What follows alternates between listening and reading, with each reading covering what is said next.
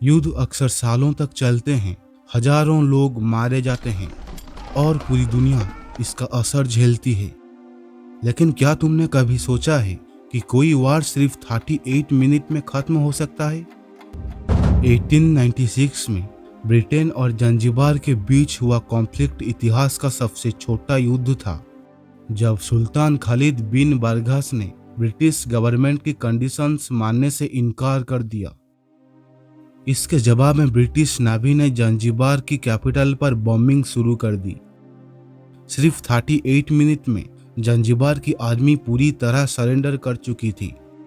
करीब 500 लोग मारे गए, जबकि ब्रिटिश साइड पर बस एक मामूली इंजरी हुई। इस वार ने साबित किया कि सिर्फ सोल्जर की संख्या से कुछ नहीं होता, बल्कि स्ट्रैटेजी और मॉडर्न वेपन्स भी इक्वली इम्पोर्टेंट होते हैं। आज ये वार हिस्ट्री में दर्ज है, लेकिन बहुत कम लोग इसके बारे में जानते हैं। इस वीडियो में हम आपको बताएंगे दुनिया के टॉप रेयर फैक्ट्स, जिनके बारे में बहुत कम लोग जानते हैं। वीडियो को आखिर तक देखें और जानिए कुछ नया और अनसुना। 9. क्या तुमने कभी सोचा है कि कुछ इन्वेंशन गलती से भी हो सकते हैं? च्युइंगम भी ऐसी ही एक एक्सीडेंटल डिस्कवरी थी। थॉमस एडम्स असल में एक स्ट्रॉन्ग और चीफ रबर बनाने की कोशिश कर रहे थे, लेकिन जब उनका एक्सपेरिमेंटल फेल हो गया तो उन्होंने इसे वेस्ट करने के बजाय एक नया पर्सपेक्टिव लिया। उन्होंने सोचा, अगर ये चीज चबाने में मजेदार है तो क्यों ना इसे मार्केट में बेचा जाए। और बस एक छोटी सी गलती से $1 बिलियन इंडस्ट्री खड़ी हो गई। ये कहानी हमें एक सिंपल लेकिन पावरफुल लेसन देती है। फेलियर कभी कभी सिर्फ रीडायरेक्शन होता है। अगर एडम्स ने हार मान ली होती तो आज च्युइंगम हमारी लाइफ का हिस्सा ना होती। 8. अगर तुम सोचते हो आज के दौर में ही लोग पालतू जानवरों से इतना जुड़ते हैं, तो प्राचीन मिस्र के बारे में जानकर आप चौंक जाओगे। मिस्र वासियों के लिए बिल्लियां सिर्फ पालतू जानवर नहीं, बल्कि डिवाइन पावर का सिंबल थी। वे मानते थे बिल्लियां सौभाग्य लाती है और उन्हें मारना तो दूर, उनकी मौत भी एक गहरे शोक का विषय होती थी। इतना कि अगर किसी घर की बिल्ली मर जाती तो उस घर के सभी सदस्य अपने सिर के बाल मुंडवा लेते थे। ये उनका शोक प्रकट करने का तरीका था। बिल्लियों को इतना सम्मान दिया जाता था कि कई बार उन्हें बाकायदा मम्मी बनाकर दफनाया जाता था, ठीक वैसे ही जैसे इंसानों को। सोचो, एक एनिमल के लिए इतना रिस्पेक्ट, ये दिखाता है कि इजिप्शियन कल्चर कितनी डीप और फैसिनेटिंग थी।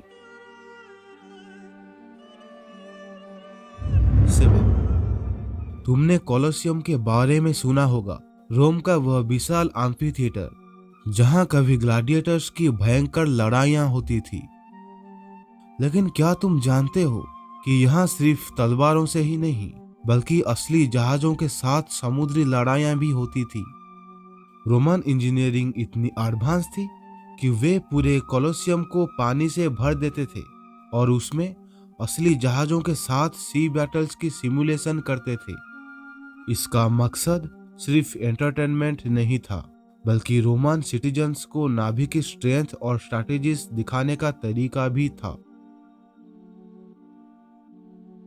हालांकि ये ट्रेडिशन ज्यादा टाइम तक नहीं चला।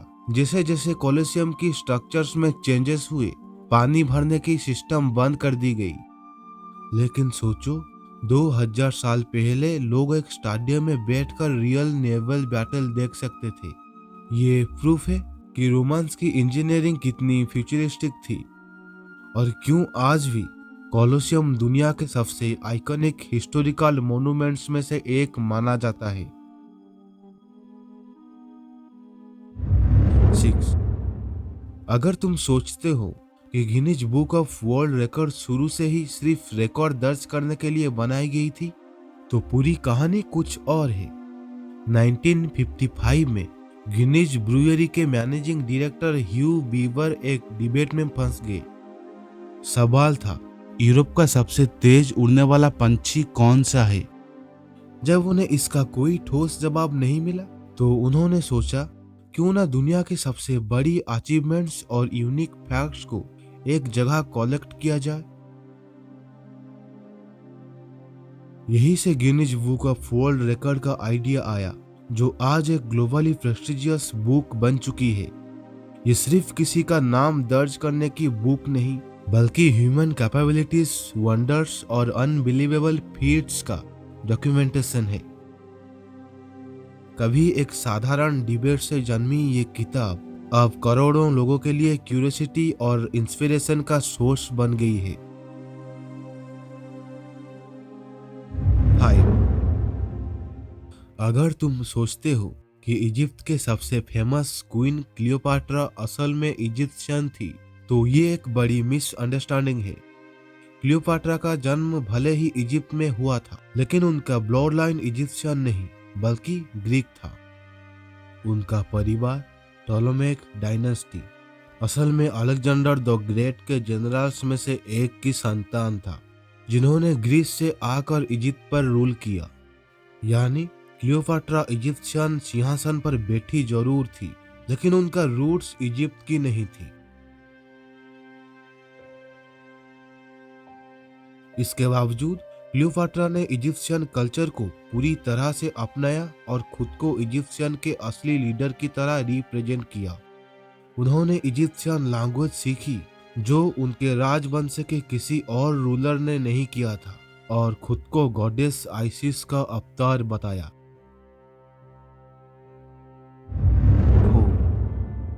अगर तुम सोचते हो कि टाइटैनिक की कहानी सिर्फ उसके डूबने तक लिमिटेड थी, तो फिर से सोचो।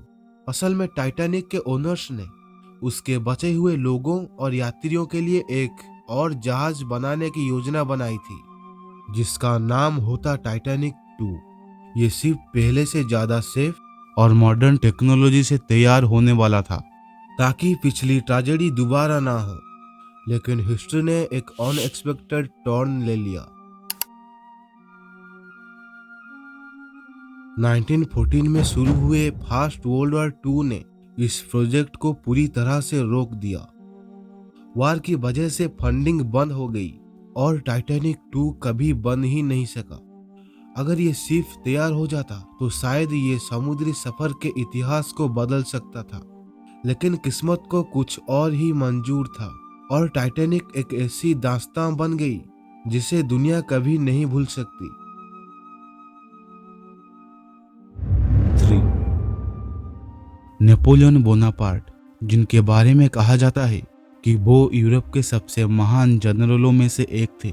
उन्होंने एक बार खरगोशों के खिलाफ युद्ध में हार मानी थी। ये घटना तब हुई जब उन्होंने अपने दोस्तों के साथ शिकार का आयोजन किया था और सैकड़ों खरगोशों को इकट्ठा किया था। उनकी योजना थी कि जैसे ही इन खरगोशों को छोड़ा जाएगा, वह उन्हें आसानी से पकड़ लेंगे। लेकिन जो हुआ वो किसी भी कल्पना से बाहर था। खरगोश डर कर भागने की बजाय नेपोलियन और उनकी पूरी टीम पर हमला करने लगे।